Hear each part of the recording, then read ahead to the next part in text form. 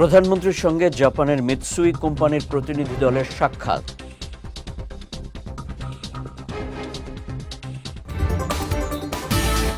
গণতান্ত্রিক নবযাত্রায় জনগণের প্রত্যাশা পূরণের জন্য কাজ করে যাচ্ছে সংসদ, জানালেন স্পিকার। এবং আসন্ন বাজেটে সবার অংশগ্রহণ নিশ্চিত করতে চায় সরকার, বললেন অর্থমন্ত্রী।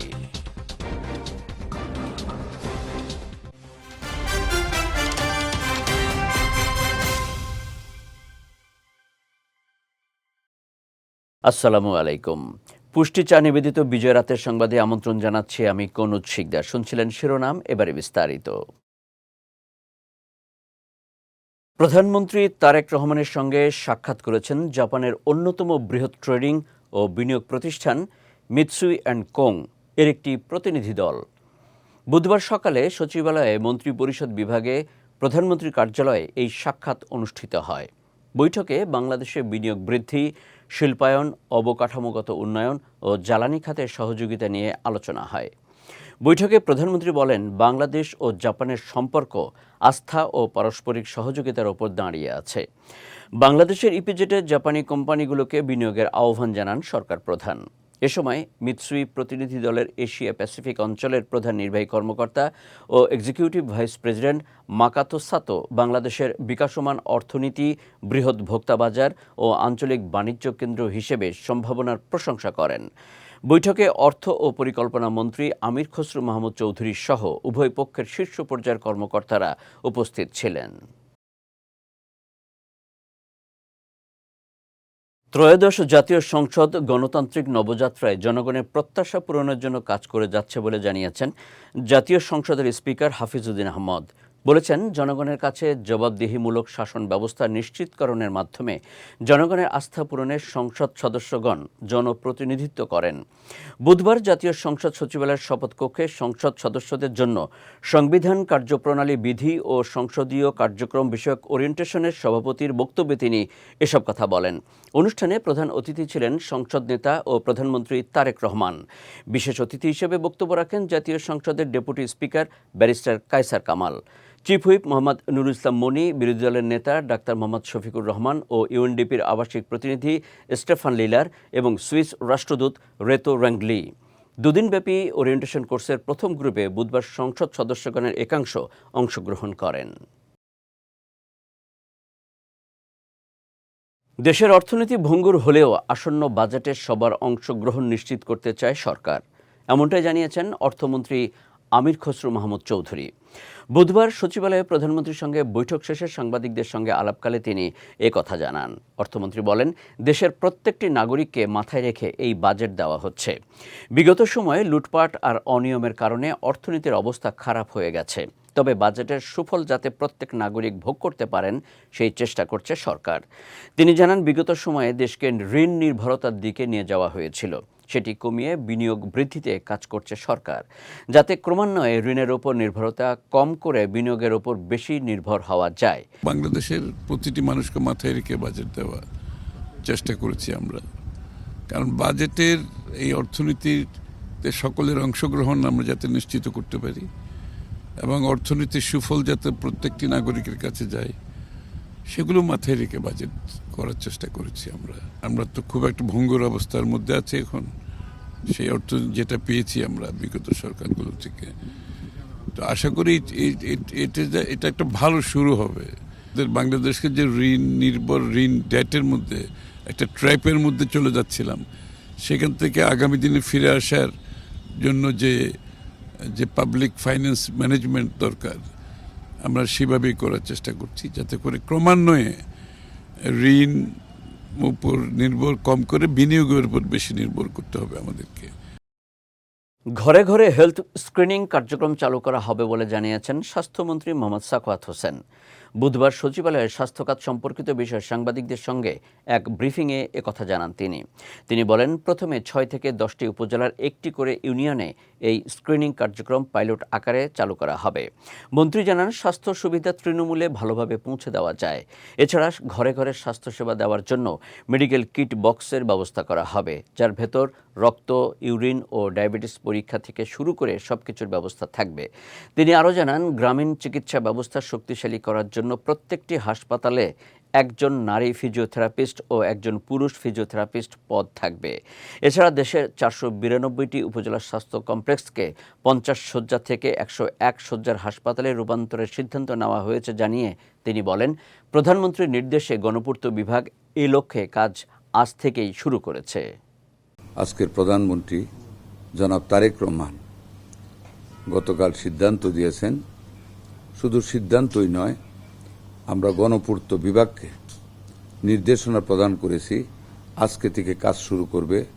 বাংলাদেশের 500 উপজেলায় সরেজমিনে ওনাদের লোক পাঠিয়ে, যেটা ভার্টিক্যালি হয় সেটা ভার্টিক্যালি, যেটা নতুন ভবনের প্রয়োজন হবে সেটা নতুন ভবন, এভাবে 50 শয্যা থেকে আমরা সারা বাংলাদেশের সকল উপজেলায় 50 শয্যা থেকে 101 শয্যা বিশিষ্ট হাসপাতালে রূপান্তরিত করতে যাচ্ছি এবং লোকবল দিতে যাচ্ছি।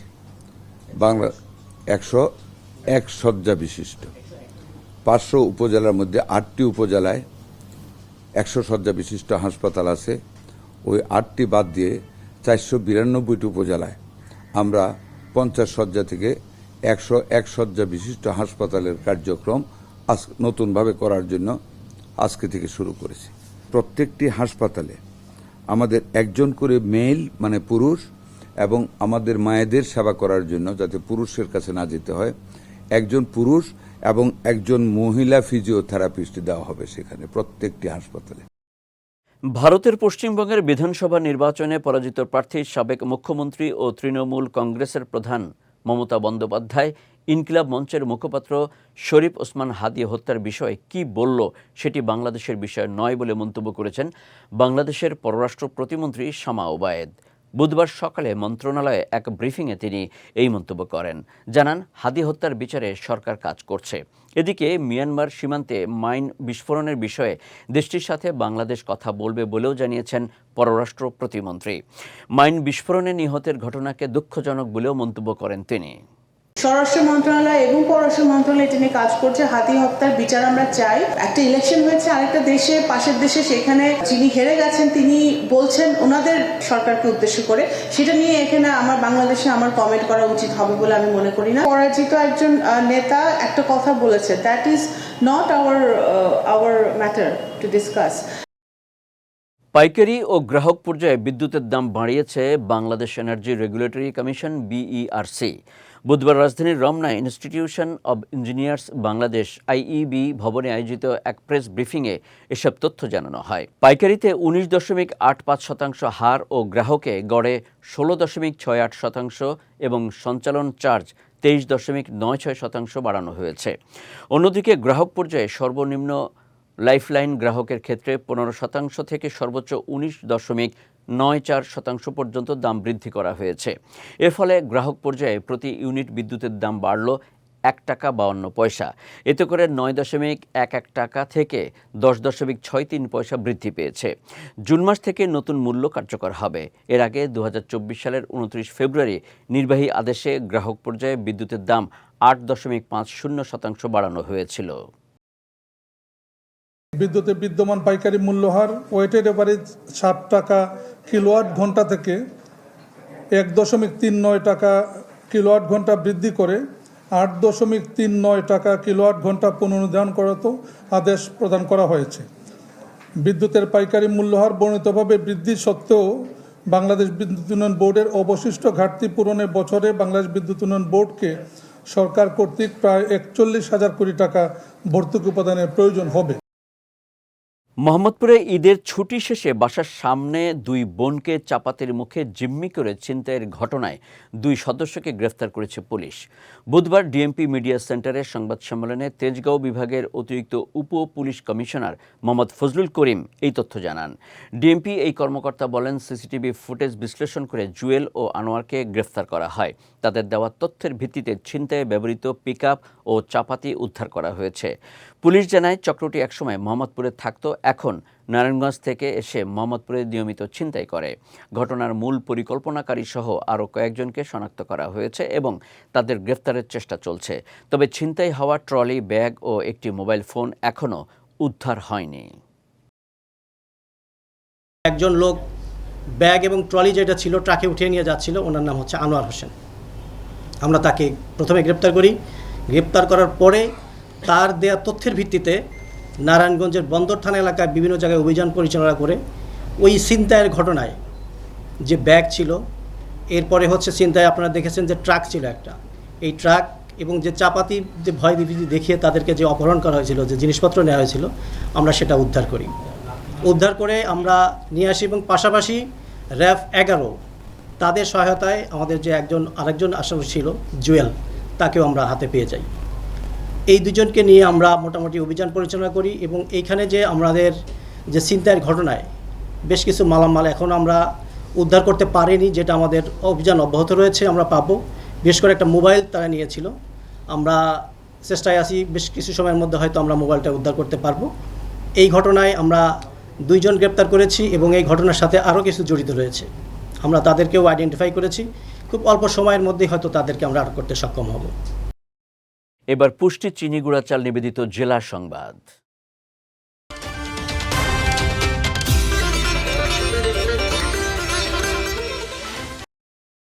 কুয়াকাটা সমুদ্র সৈকত ঝাউবনে 60 ফুট দৈর্ঘ্য ও 20 ফুট প্রস্থের বিশাল আকৃতির অর্ধগলিত বেলি তিমি মাছ ভেসে এসেছে। ধারণা করা হচ্ছে কিছুদিন আগে গভীর সমুদ্রে মারা গিয়েছে মাছটি। দুপুরে জোয়ারের সময় সমুদ্র সৈকতে ভেসে আসে বিশাল আকৃতির অর্ধগলিত বেলি তিমি মাছটি। পরে স্থানীয় বন বিভাগ ও পৌরসভার কর্মকর্তারা এবং পরিবেশ রক্ষার সদস্যরা মাছটিকে সরিয়ে নিয়ে যায়। এদিকে ট্যুরিজম ব্যবসায়ীরা দাবি করেছেন, মাছটিকে সংরক্ষণ করে মিউজিয়ামে রাখলে কুয়াকাটায় আগত পর্যটকরা আকৃষ্ট হবে এবং পর্যটন শিল্পে নতুন একটি মাত্রা যোগ হবে। জয়পুরহাটের পাঁচবিবি উপজেলার পূর্ব উচনা ঘোনাপাড়া সীমান্তে আবারও আন্তর্জাতিক আইন অমান্য করে কাঁটাতারের বেড়া দিয়েছে ভারতীয় সীমান্তরক্ষী বাহিনী বিএসএফ। তবে স্থানীয়দের খবরে দ্রুত ঘটনাস্থলে গিয়ে কাজ বন্ধ করে দেয় বিজিবি। কয়েকদিন ধরে জয়পুরহাটের পাঁচবিবি উপজেলার কয়া বিওপির আওতাধীন পূর্ব উচনা ঘোনাপাড়া সীমান্তের 281 নম্বর পিলারের 47 ও 48 সাব পিলারের কাছে শূন্য রেখার কাছেই কাঁটাতারের বেড়া দেওয়ার কাজ শুরু করে বিএসএফ সদস্যরা। এ সময় স্থানীয়রা বিষয়টি টের পেয়ে দ্রুত বিজিবিকে খবর দেয়। পরে বিজিবি ঘটনাস্থলে পৌঁছে বাধা দিলে বিজিবি ও বিএসএফ সদস্যদের মধ্যে উত্তেজনা বৃদ্ধি পায়। এই ঘটনায় বিজিবি ও বিএসএফের মধ্যে পতাকা বৈঠক অনুষ্ঠিত হয়। বৈঠকে সীমান্তে কাঁটাতারের বেড়া দেওয়ার কাজ বন্ধ রাখার সিদ্ধান্ত নেওয়া হয়। তবে বুধবার আন্তর্জাতিক সীমান্ত আইন লঙ্ঘন করে শূন্যরেখার কাছে আবারও কাঁটাতারের বেড়া দেয় বিএসএফ। এরপর থেকেই বিজিবি কঠোর অবস্থান নেয়। সীমান্তে ভারত থেকে চোরাই পথে বাংলাদেশে প্রবেশকালে গুলিবিদ্ধ হওয়ার দাবি করেছেন মহিউদ্দিন ও শাহিন নামের সাতক্ষীরার 2 যুবক। আহতদের দাবি, অবৈধভাবে ভারতের তামিলনাড়ুতে রাজমিস্ত্রির কাজ করতেন। পরে বুধবার ভোররাতে দালালের মাধ্যমে চোরাই পথে বাংলাদেশে প্রবেশ করার সময় সীমান্তের কাঁটাতারের বেড়া পার হওয়ার পর বিএসএফ তাদের গুলি করে। তবে কোন সীমান্তে এই ঘটনা ঘটেছে সে বিষয়ে জানাতে পারেননি তারা। এদিকে সাতক্ষীরা 33 বিজিবি অধিনায়ক আশিকুর রহমান ও নীল ডুমুর 17 বিজিবি অধিনায়ক জানিয়েছেন, বিষয়টি সীমান্তে গুলির ঘটনা নাকি অভ্যন্তরীণ কোনো বিরোধের জেরে হওয়া কোনো ঘটনাকে এমন রূপায়ণ করা হচ্ছে সে বিষয়ে খতিয়ে দেখা হচ্ছে। মানিকগঞ্জের সাটুরিয়ায় ছোট ভাইকে মারধরের মামলায় উপজেলা বিএনপির সাবেক দপ্তর সম্পাদক আব্দুর রব ও তার ছেলে সাকিবকে গ্রেপ্তার করেছে পুলিশ। গতকাল উপজেলার বালিয়াটি ইউনিয়নের ভাটারা গ্রামের নিজ বসতবাড়ি থেকে তাদের গ্রেপ্তার করা হয়। বিষয়টি নিশ্চিত করে সাটুরিয়া থানার ভারপ্রাপ্ত কর্মকর্তা মোশাররফ হোসেন জানান, গত ২১ মে জমি সংক্রান্ত বিরোধের জেরে আব্দুর রবের সঙ্গে তার ছোট ভাই নুরুল আমিনের বিরোধ বাধে। এক পর্যায়ে তা মারামারিতে রূপ নেয়। এ সময় নুরুল আমিন ও তার স্ত্রী ফারহানা বেগমকে মারধর করা হয় বলে অভিযোগ রয়েছে। মারধরের ঘটনায় নুরুল আমিন গুরুতর আহত হন। তার পায়ের হাড় ভেঙে যায় এবং বর্তমানে তিনি ঢাকার পঙ্গু হাসপাতালে চিকিৎসাধীন রয়েছেন। এই ঘটনায় নুরুল আমিনের স্ত্রী বাদী হয়ে সাটুরিয়া থানায় ৫ জনকে আসামি করে একটি মামলা দায়ের করেন। এরই প্রেক্ষিতে মামলার এজাহারভুক্ত আসামি আব্দুর রব ও তার ছেলে সাকিবকে গ্রেফতার করা হয়। এদিকে গ্রেফতারকৃতদের বিরুদ্ধে প্রয়োজনীয় আইনগত প্রক্রিয়া সম্পন্ন করে আজ দুপুরে আদালতে পাঠানো হয়েছে বলেও জানিয়েছেন এই পুলিশ কর্মকর্তা। এবার পুষ্টি নিবেদিত আন্তর্জাতিক সংবাদ।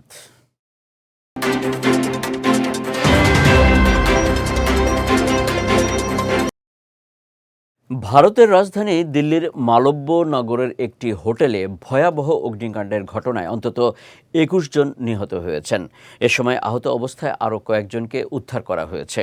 স্থানীয় সময় বুধবার সকালে ৫ তলা বিশিষ্ট মিকাসা ইন হোটেলের বেসমেন্টে অবস্থিত একটি রেস্তোরাঁ থেকে এই আগুনের সূত্রপাত ঘটে এবং মুহূর্তের মধ্যে তা পুরো ভবনে ছড়িয়ে পড়ে। ঘটনাস্থলে একের পর এক ফায়ার সার্ভিস ইউনিট পাঠানো হয়। উদ্ধার কাজে ২টি ওয়াটার ইঞ্জিন, ২টি ওয়াটার বাউজার, একটি কুইক রেসপন্স ভেহিকেল সহ একাধিক ইউনিট অংশ নেয়। প্রাথমিকভাবে জানা গেছে ভবনটিতে প্রায় ৪০ জন অবস্থান করছিলেন। হোটেলটিতে প্রায় ২৫টি কক্ষ ছিল এবং অধিকাংশ অতিথি বিদেশি নাগরিক যারা চিকিৎসার উদ্দেশ্যে ভারতে এসেছিলেন। আগুন লাগার সময় বেশিরভাগ অতিথিই ঘুমিয়েছিলেন বলে জানা গেছে। পরিস্থিতি এতটাই ভয়াবহ হয়ে ওঠে যে অনেকে প্রাণ বাঁচাতে জানালা দিয়ে নিচে লাফ দেন। এদিকে এই মর্মান্তিক দুর্ঘটনায় গভীর শোক প্রকাশ করেছেন ভারতের প্রধানমন্ত্রী নরেন্দ্র মোদী। ইউক্রেনের বিভিন্ন অঞ্চলে রাশিয়ার ব্যাপক ক্ষেপণাস্ত্র ও ড্রোন হামলায় অন্তত ২৩ জন নিহত হয়েছেন। এছাড়া আহত হয়েছে আরও ১৩০ জন। আজ ভোরে রাজধানী কিয়েভ সহ দানিপ্রো এবং অন্যান্য গুরুত্বপূর্ণ শহরে একযোগে এই হামলা চালানো হয়। এতে ব্যাপক ক্ষয়ক্ষতি হয় এবং বহু মানুষ হতাহত হন। ১ মাসেরও কম সময়ের মধ্যে কিয়েভে এটি তৃতীয় বড় আকারের আক্রমণ। এদিকে পরিস্থিতি আরও জটিল হতে পারে এমন আশঙ্কায় দেশবাসীকে সতর্ক থাকার আহ্বান জানিয়েছে ইউক্রেনের প্রেসিডেন্ট ভলোদিমির জেলেনস্কি। বিশ্লেষকদের ধারণা, রুশ নিয়ন্ত্রিত লুহানস্ক অঞ্চলে সাম্প্রতিক এক হামলার প্রতিশোধ হিসেবেই কিয়েভে এই আঘাত এনেছে মস্কো। পরিস্থিতি মোকাবেলায় জেলেনস্কি স্বীকার করেছেন, এত বড় আকারের আকাশ হামলা প্রতিরোধের মতো পর্যাপ্ত প্রতিরক্ষা সক্ষমতা বর্তমানে ইউক্রেনের হাতে নেই। সব মিলিয়ে যুদ্ধ পরিস্থিতি নতুন করে তীব্র হয়ে ওঠার আশঙ্কা তৈরি হয়েছে, যা আগামী দিনগুলোতে আরও বড় সংঘাতের ইঙ্গিত দিচ্ছে। যাচ্ছি পুষ্টি ড্রিঙ্কিং ওয়াটার নিবেদিত খেলার সংবাদে।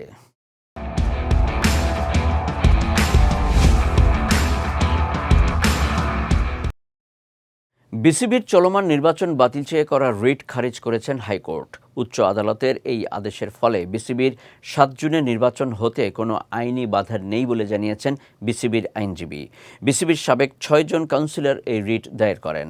আজ বিচারপতি বিশ্বদেব চক্রবর্তী ও বিচারপতি মোহাম্মদ আসিফ হাসানের সমন্বয়ে গঠিত হাইকোর্ট বেঞ্চ আবেদনটির ওপর শুনানি শেষে তা গ্রহণযোগ্য নয় বলে খারিজ করে দেন। পরে বিসিবির আইনজীবী জানান, পূর্ব ঘোষিত তফসিল অনুযায়ী নির্বাচন অনুষ্ঠিত হবে। এ পর্যন্ত বিসিবির বোর্ড সংক্রান্ত ৪টি রিট হাইকোর্ট খারিজ করে দিয়েছে। বিসিবির আইনজীবী বলেন, একের পর এক রিট করে আইসিসির কাছে ক্রিকেটের ভাবমূর্তি নষ্ট করার চেষ্টা করা হচ্ছে। ইতিমধ্যে বিসিবির সার্বিক পরিস্থিতি জানতে দুবাই থেকে আইসিসির ২ জন প্রতিনিধি ঢাকায় অবস্থান করছেন। তাদেরকেও ক্রিকেট বোর্ডের সার্বিক পরিস্থিতি অবহিত করা হয়েছে। ২০২৫-২৬ মৌসুমটা চরম হতাশার মধ্য দিয়ে শেষ করার পর টানা দ্বিতীয় শিরোপাহীন মৌসুম শেষে ক্লাবের ব্যবস্থাপনা নিয়ে ব্যাপক সমালোচনার মুখে সভাপতি ফ্লোরেন্তিনো পেরেজ আগাম নির্বাচন ডাকার সিদ্ধান্ত নিয়েছেন। নির্বাচনে জয়ী হলে তিনি ভঙ্গুর রক্ষণভাগকে শক্তিশালী করতে ২ বড় তারকা ইব্রাহিম কোনাটে এবং ডেনজেল ডামফ্রিসকে দলে ভেড়ানোর পরিকল্পনা করেছেন। মার্কার এক প্রতিবেদনে বলা হয়েছে, বর্তমানে লিভারপুলে খেলা ফরাসি সেন্টার ব্যাক কোনাটেকে দলে নিতে প্রস্তুত রিয়াল মাদ্রিদ। লিভারপুলের সঙ্গে তার চুক্তি নবায়নের সম্ভাবনা নেই এবং বেশ কয়েক মাস ধরেই তাকে দলে ভেড়ানোর চেষ্টা চালিয়ে যাচ্ছে রিয়াল। ডেভিড আলাবার বিদায় এদের মিলিতাওয়ের চোট সমস্যা এবং ডিন হুইসেন প্রত্যাশা পূরণে ব্যর্থ হওয়ায় রক্ষণভাগে দ্রুত শক্তি বাড়াতে চায় ক্লাবটি। তবে কোনোটাই একমাত্র সম্ভাব্য নতুন মুখ নন। সাম্প্রতিক খবরে জানা গেছে রিয়ালের দীর্ঘদিনের অধিনায়ক দানি কারভাহাল ১৩ বছর ও ২৭টি শিরোপা জয়ের পর ক্লাব ছাড়ার সিদ্ধান্ত নেওয়ায় তার বিকল্প হিসেবে ডেনজেল ড্রামফ্রিসকে বেছে নিয়েছেন ফ্লোরেন্তিনো পেরেজ। পুষ্টি চা নিবেদিত বিজয় রাতের সংবাদ শেষ করার আগে শিরোনামগুলো দেখে নিচ্ছি আরও একবার।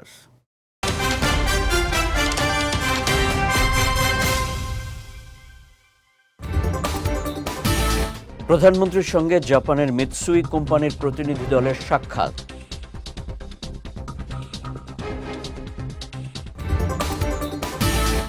গণতান্ত্রিক নবযাত্রায় জনগণের প্রত্যাশা পূরণের জন্য কাজ করে যাচ্ছে সংসদ, জানালেন স্পিকার। এবং আসন্ন বাজেটে সবার অংশগ্রহণ নিশ্চিত করতে চায় সরকার, বললেন অর্থমন্ত্রী।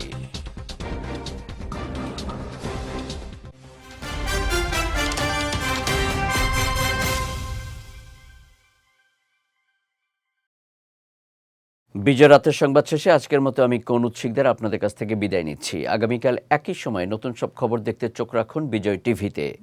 এছাড়াও আজকের বিজয় রাতের সংবাদের ভিডিও দেখতে পারেন আমাদের ইউটিউব এবং ফেসবুক পেজে। আমাদের ইউটিউব হলো youtube.com/bijaytvofficial এবং আমাদের ফেসবুক পেজ হলো facebook.com/bijaytvlimited। এতক্ষণ সঙ্গে থাকার জন্য ধন্যবাদ সবাইকে।